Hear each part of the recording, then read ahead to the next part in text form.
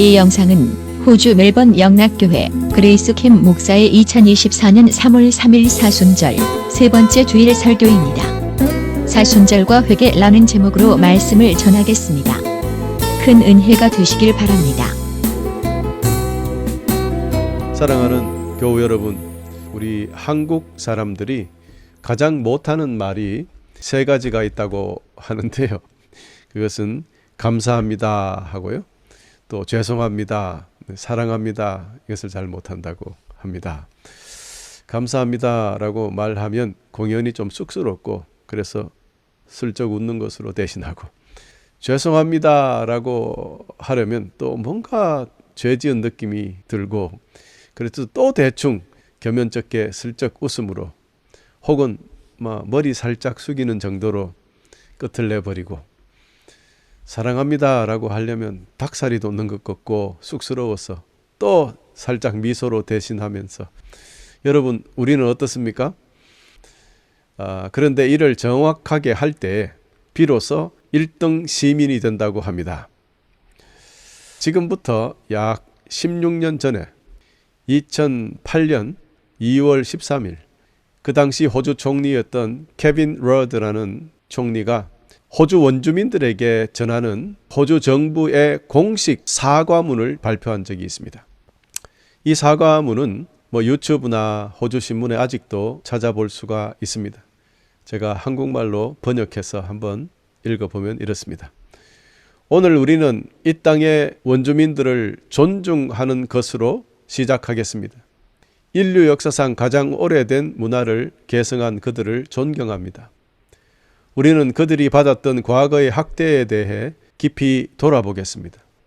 특히 우리는 이 나라 역사상 오점으로 남은 훔쳐진 세대에 대해 반성합니다. 이제 호주 역사에서 새로운 장을 넘기고 과거의 잘못을 바로잡아 미래를 향해 자신 있게 나아가기 위한 국가적인 시간이 왔습니다. 우리는 연이은 국회와 정부의 법과 정책으로 그동안 이웃으로서 큰 슬픔과 고통, 손실을 안겨준 것에 대해 사과합니다. 특히 원주민과 토레스 해협 제도 출신 어린이들을 그들의 가족, 지역사회, 조국으로부터 떼어내었던 일에 대해 우리는 사과합니다. 훔쳐진 세대와 그들의 후손들, 그리고 그들의 가족들에게 끼친 고통과 상처에 대해 우리는 사과합니다. 가족과 지역사회를 헤어지게 한 것에 대해 그들의 부모님, 형제, 자매들에게 우리는 사과합니다. 그리고 자랑스럽고 아름다운 사람과 문화에 가해진 경멸과 모욕에 대해 우리는 사과합니다. 호주 총리 케빈 러드, 2008년 2월 13일. 여러분, 비록 220년이 지나서 사과를 했지만 그래도 꼭 해야 되는 것은 해야 되는 것이지요. 그런데 진정한 사과라는 것은요, 다음과 같은 내용들이 담겨져 있어야 합니다. 첫 번째는 잘못한 것이 무엇인지 정확하고 분명하게 조목조목 시인해야 합니다. 두 번째는 그 잘못한 내용들에 대해서 마음속 깊은 곳에서 우러나오는 사과가 있어야 합니다. 잘못했다는 말이 입에서 나와야 되죠. 그리고 세 번째는 다시는 그런 똑같은 일을 하지 않겠다는 굳은 약속이 있어야 합니다. 재발 금지 약속이겠. 그리고 마지막으로는 그 후속 조치로 이에 상응하는 보상이 적절하게 취해져야 한다는 거죠. 그래요. 죄를 고백하고 사과하고 재발 방지, 약속과 보상, 이 모든 것이 있어야 확실한 사과라고 할 수 있다는 것이에요. 여러분, 호주는 어떻게 했을까요? 첫 번째, 호주 총리가 호주를 대표해서 호주 원주민을 에버리진이라고 하는데, 이 원주민들에게 훔친 세대라고 한국말로 번역하기 좀 말이 그렇습니다만은 Stolen Generation이라고 했어요. 그 원주민들 중에 아이들을 정부가 가져와서 백인들에게 나누어 주는 식으로 줘버렸어요. 그래서 그 백인들 가정에서 성장할 수 있도록 엄마 아버지에게서 뺏어왔어요. 그래서 훔쳐왔다는 말로서 Stolen Generation이라고 하는데요. 그러니까 그 아이들은 아무것도 모르고 부모와 가족과 친척을 떠나게 된 거죠. 그리고 아무도 처음 보는 그 백인 가정에서 그냥 살게 되었던 거예요. 이렇게 고통당한 가족들과 그들의 사회 문화를 파괴한 것에 대해서 잘못을 인정했습니다. 그야말로 자신들이 그동안 저질렀던 죄를 조목조목 고백했던 것입니다. 그리고 호주 선조들이, 그러니까 영국 사람들이죠. 그들이 파괴했던 원주민들의 가족, 사회, 그들의 문화, 잘못했다고 분명히 사과했습니다. 그리고는 세 번째, 이런 짓을 하지 않을 것이라고 약속했습니다. 그런데 이것으로 끝나면 안 돼요. 사실 지금까지는 말로만 하는 거예요. 말로 미안하다고 하고 끝나는 경우가 상당히 많은 것을 여러분 알 수 있습니다. 물론 여기까지도 안 하는 사람들이 많지요. 미안하다는 말 안 하는 사람 많아요, 여러분. 여기서 멈추면 진짜 사과가 아니라는 뜻입니다. 그러나 호주 정부는 적절한 보상으로 일반 호주인들과 동등한 자격을 주는 것을 실천했습니다. 그리고 사과 선언이 선포되자 말자 이 멜본에서 원주민 한 사람이 일단 돈으로 보상해달라는 sorry claim이라는 것을 걸었습니다. 돈으로 보상받기 시작했어요. 그러니 많은 원주민들이 나에게도 보상하라 라는 것이 그 당시에 큰 이슈가 되었습니다. 지금은 얼마나 갚아주고 있는지 저는 잘 모르겠습니다만은 이렇게 실천을 했어요. 이만하면은 완전한 사과가 되었다고 볼 수도 있을 것입니다. 그 당시에 이를 본 원주민들은 눈물을 흘리면서 기뻐했습니다. 진정한 사과와 용서가 이루어지는 아름다운 모습들이 방송을 통해서 보여지기도 했습니다. 참 아름다운 모습이었어요. 물론 220년이 지난 다음에야 사과했지만 그래도 참으로 아름다운 일이었습니다. 지금도 저는 그날의 감동이 생생하게 기억으로 남아 있습니다. 사랑하는 형제 자매 여러분, 우리가 무슨 잘못을 했을 때, 우리가 하나님께 죄를 지었을 때 그때에도 이 네 가지 법칙이 그대로 적용된다는 것을 알아야 합니다. 첫째는 죄를 지은 대상, 즉 하나님께 죄를 고백하는 것, 혹은 내가 죄를 지은 그 어떤 사람에게 죄를 고백하는 것으로 시작해야 됩니다. 그리고는 진심으로 우리의 행동이 잘못되었다고 사과해야 합니다. 그리고는 다시는 내가 그런 죄를 짓지 않겠다고 재발 금지에 대한 약속을 해야 합니다. 그리고 이것으로 끝나면 안 된다 그랬죠. 마지막으로는 자신의 잘못에 대한 그만한 죄값을 치루어야 됩니다. 이 모든 것을 실천했을 때 진정한 사과를 했다는 것이에요. 이를 성경적으로 보면은 회개라고 합니다. 4단계를 이루었을 때 회개라고 하는 것입니다. 온전한 회개가 이루어지면 그럼 어떤 일이 생길까요? 그 모든 것이 회복됩니다. 죄를 지으면 하나님과 분리가 되어버립니다. 우리가 회개하면 다시 하나님과 하나가 되는 거예요. 이게 가장 중요한 것입니다. 자, 여러분, 그러면 우리는 어떤 죄를 하나님께 지었을까요? 우리 아버지의 말씀을 듣지 않았던 것, 불순종이죠. 불순종이 죄입니다. 하나님께 지은 모든 죄의 한마디로 줄여라면 불순종입니다. 여러분, 십계명에 있잖아요. 도적질하지 마라, 살인하지 마라. 우리는 생각에 도적질했으니까 죄를 지었구나, 살인했으니까 죄를 지었구나, 이렇게 생각하는 그게 뭡니까? 하나님의 말씀을 지키지 않았잖아요. 순종하지 않았잖아요. 그러니 도적질이든 살인이든 모두가 불순종의 죄입니다. 그래서 기독교의 죄는 하나님께 불순종한 거예요. 그렇다면 우리가 하나님의 말씀을 지키지 않은 일, 즉 순종하지 않은 모든 것들을 하나님 앞에 스스로 시인해야 합니다. 이처럼 우리가 순전한 마음으로 주님 앞에 우리 모든 죄를 시인하고 고백하면 주님께서는 우리의 죄를 용서해 주신다고 약속해 주셨습니다. 요한일서 1장 9절이 다음과 같이 선포하고 있습니다. 우리가 죄를 고백하면 그분은 우리를 용서해 주실 것입니다. 그분은 옳을 일만 행하시는 분이기 때문에 우리는 그분을 믿을 수 있습니다. 그분은 우리의 모든 잘못을 깨끗하게 해 주실 것입니다. 할렐루야. 둘째로, 이렇게 죄 지은 것을 하나님 앞에서 인정했다면 그 다음은 사과를 해야 되겠죠. 하나님 아버지의 말씀을 지키지 않고 반항하고 순종하지 않고 구세주로 오신 예수님을 십자가에 못 박아 죽인 살인죄, 형제를 미워한 것도, 친구를 저주한 것, 거짓말한 것도 다 죄입니다.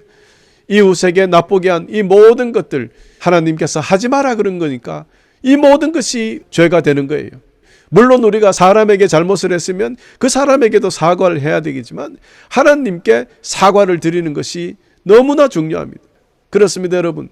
사람에게 잘못이나 죄를 지은 것도 사실 그것이 곧 하나님께도 죄를 짓게 된 것이라는 진리를 여러분 잊지 마시기를 바랍니다. 많은 사람들이 이것을 몰라요. 사람에게 지은 죄를 그 사람에게만 용서를 구하면 그것으로 끝나는 줄 압니다. 여러분, 그런 것이 아닙니다.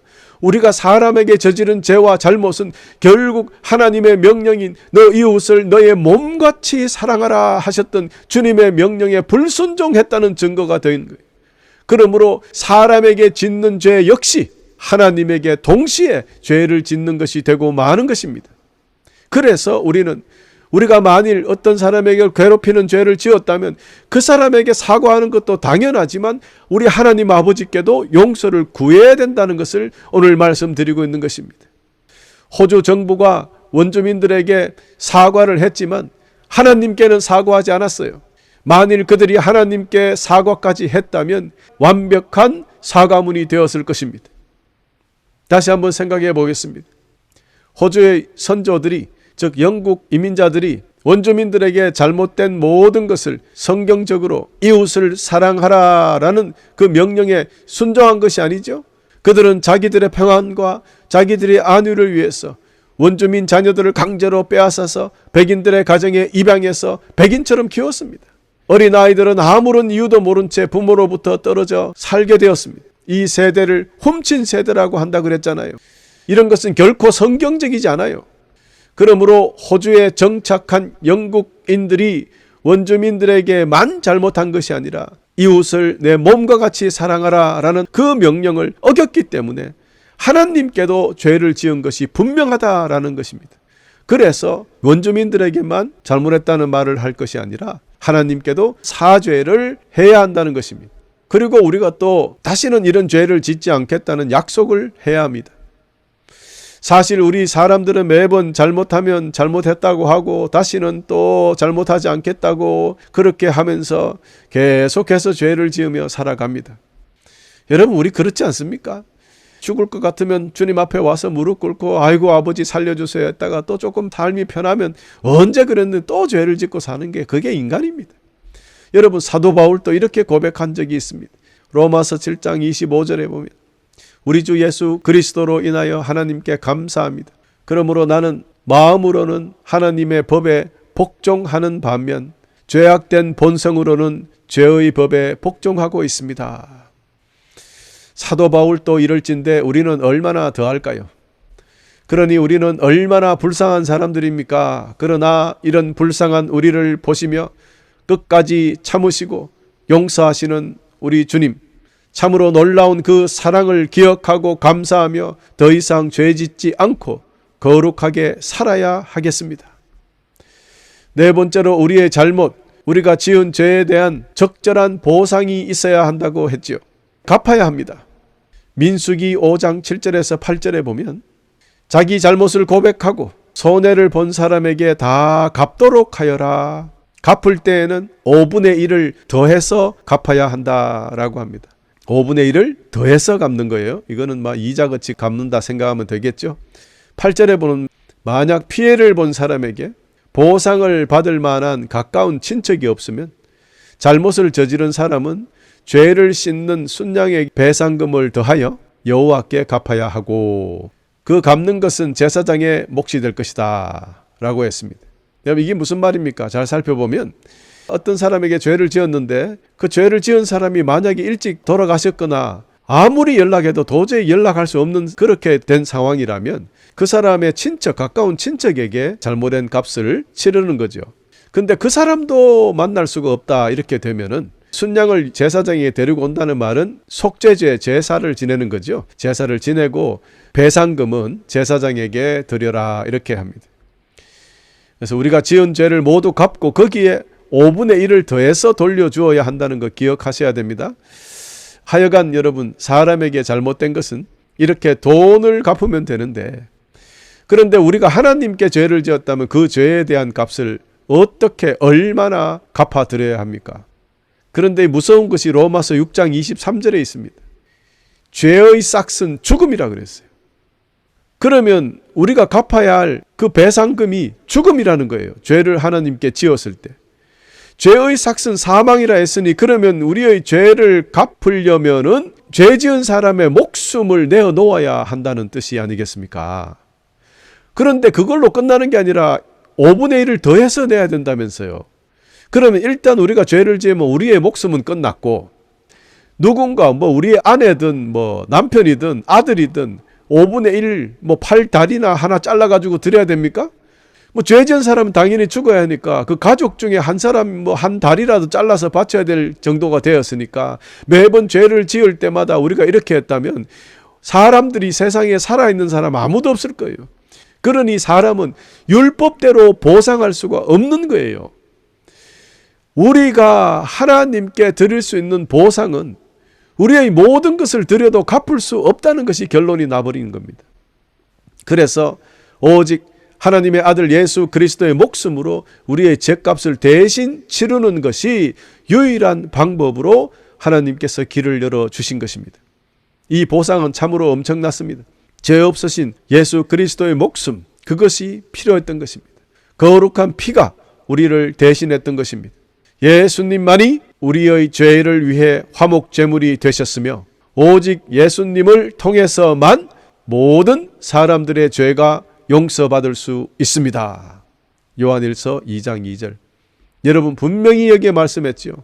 그러므로 오늘부터 여러분 혹시 누군가가 산에 올라가는 것처럼, 정상에 올라가는 것처럼 이 길로 정상에 올라가도 되고 저 길로 올라가도 되고 그런 게 종교 아닙니까? 라고 하면은 그 사람 확 잡아서 밥을 확 먹여버리십시오. 정말 진짜 그런 사람들 정말 잘못된 생각들이에요. 그런 생각을 가지고 많은 사람들이 지금도 이야기하고 있습니다. 성경은 절대 그렇게 이야기 안 합니다. 오직 예수님만이 우리의 죄를 위해 화목제물이 되셨으며, 오직 예수님을 통해서만 모든 사람들의 죄가 용서받을 수 있다고 했어요. 내가 곧 길이요 진리요 생명이라 그랬어요. 어떤 누구도 목숨을 내어놓은 종교 교주가 없어요.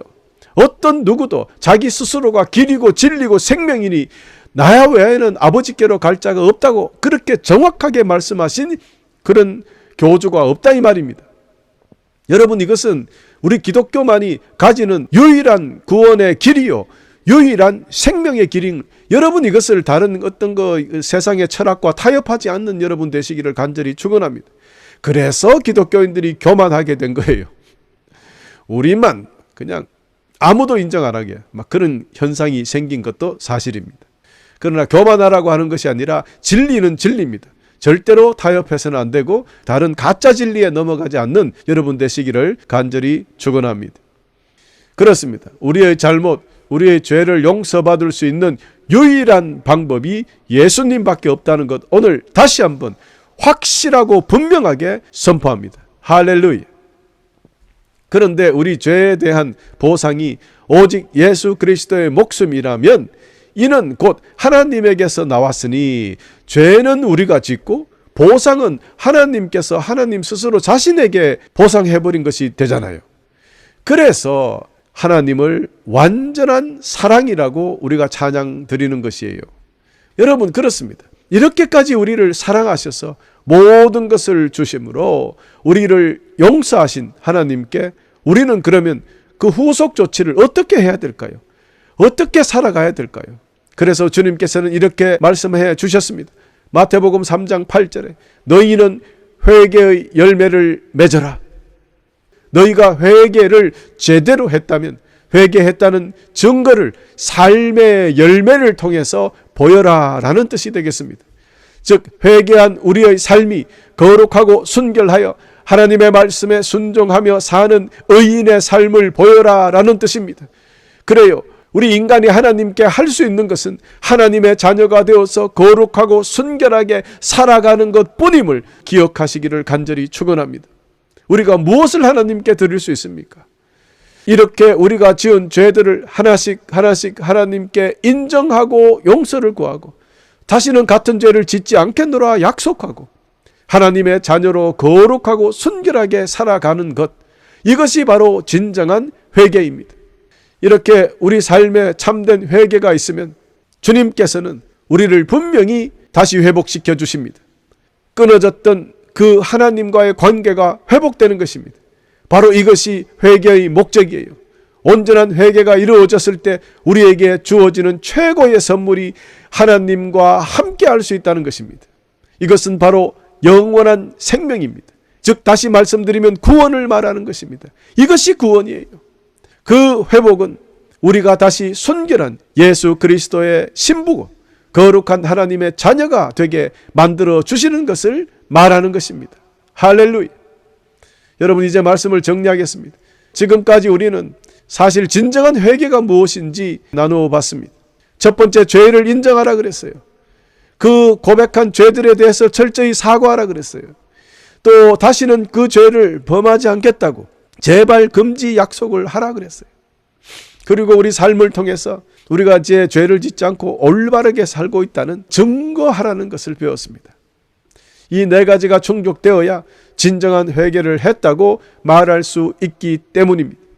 이 모든 것 중에 가장 중요한 첫걸음은 미안하다는 말부터 시작합니다. 그래서 이번 주간에는 우리 모두 주님께 하나님 그동안 죄송했습니다. 이렇게 시작합시다. 그렇습니다. 이번 사순절 세 번째 주간을 하나님께 또 우리가 잘못한 이웃들에게 회개를 실천하는 미안 주간, 오늘 선포합니다. 특별히 이번 주간 우리 모두 하나님께 마음 깊은 곳에서 우러나오는 온전한 회개를 이루어내시는 한 주간이 되시기를 간절히 소망합니다. 그리하여 하나님과의 관계를 회복하고 하늘의 축복 속에 승리와 기쁨을 이어가시는 여러분 되시기를 사랑의 주 예수님 그 능력의 그 이름, 그 아름다운 이름으로 축복하며 오늘 사순절 세 번째 주일 설교를 마치겠습니다.